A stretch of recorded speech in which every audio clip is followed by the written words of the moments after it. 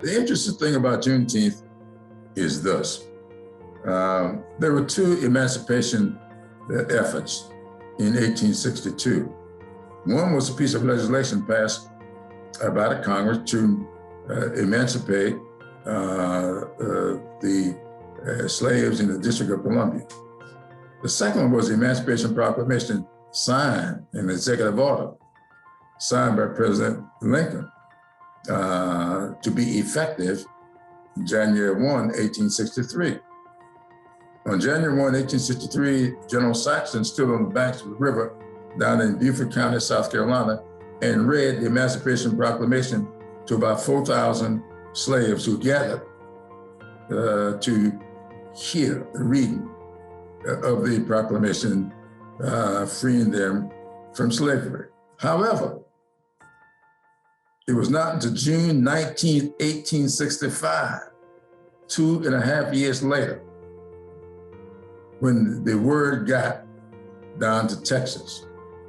Now, I've said to people over the years that emancipation or the Juneteenth is a prime example of what happens when you fail to communicate.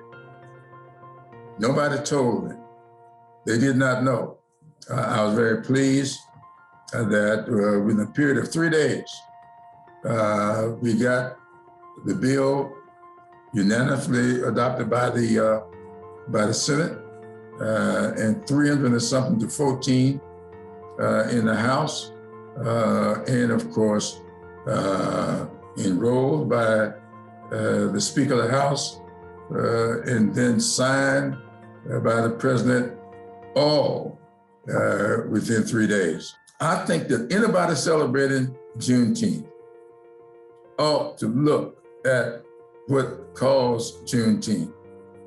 It was caused by the failure to communicate.